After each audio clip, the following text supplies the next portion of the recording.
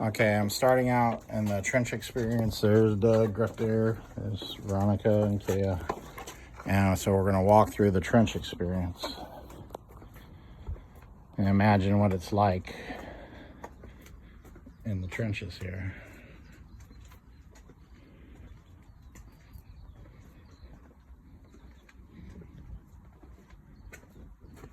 One of the things I noticed is you can't see overhead, but I would imagine you would want to stick your head over that because you get your head shot off.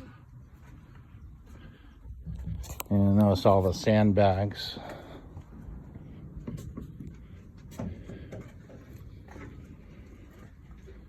And then one thing I learned is, like, on some of the places they had rats, and they'd sit on their helmets, and some of the clay in some of the places there'd be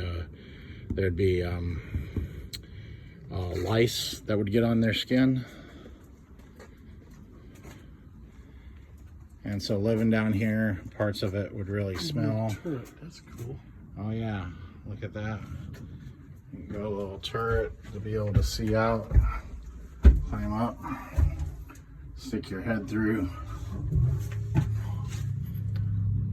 You could peek out, try to see what's ahead, look around.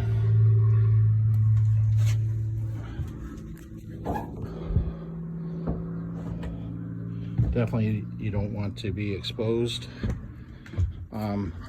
They had what was called whiz bangers. So you imagine like you're in the trench here and you hear this whistling coming. Sometimes it was sounded like it was far ahead. Oh yeah. And they're using the sounds of the planes, and you so don't want the planes to come. But anyway, I was saying they have what's called whiz bangers, and sound like they're coming close to you, but they weren't always close to you. But the sound was always unnerving, is what they said.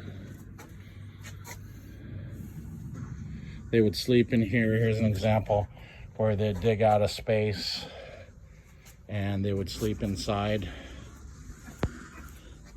They would eat in here, and then sometimes they would dig little tunnels like that.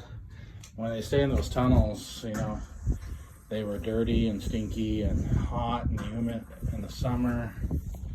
Not comfortable at all. But anyway, couldn't imagine being down here for months on end, or weeks on end, not months on end. They would take turns. They'd be down here for a certain time period, and then another group would take over on the time period. And see, there's a machine gun set up. Shoot at the enemy. If you're firing the machine gun, you're a target. And here's interesting, they have like a little metal piece, and obviously so you can stick your rifle out. You can see it had a lot of barbed wire they'd have to cut and climb through. And then listening posts showing there. The listening posts replaced 4 of the front line and barbed wire fortifications, the heart of no man's land. These were occupied by a few men in turn who would listen out for enemy conversations and movements, both on the surface and on the ground. Soldiers reached these posts discreetly via the trenches. And then that goes over the machine gun posts, which trench warfare brought lighter, more robust and powerful machine guns, which became crucial in the battlefield.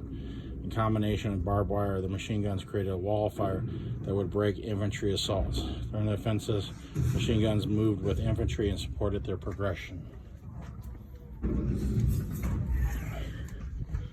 Walking along here. Sometimes they'd make signs to make it yourself feel at home. And here inside is a little bit nicer. My guess is these would be for officers, definitely not for enlisted men. They have some tables and stuff. Still not the best conditions, but better than the men that are sleeping out here.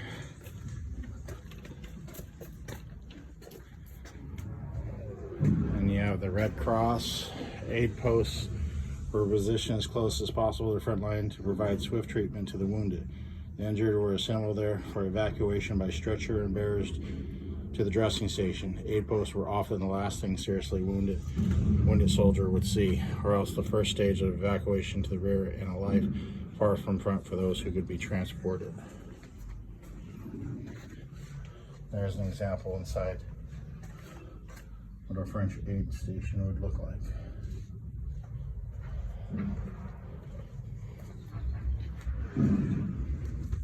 And you wouldn't want to peek your head over like what I'm doing with the camera right here.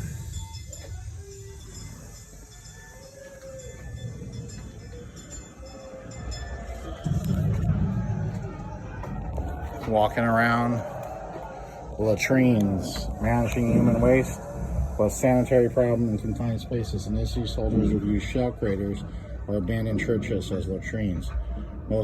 More often, official latrines were later built in dedicated trenches using wattle panels and planks. Pits were disinfected regularly.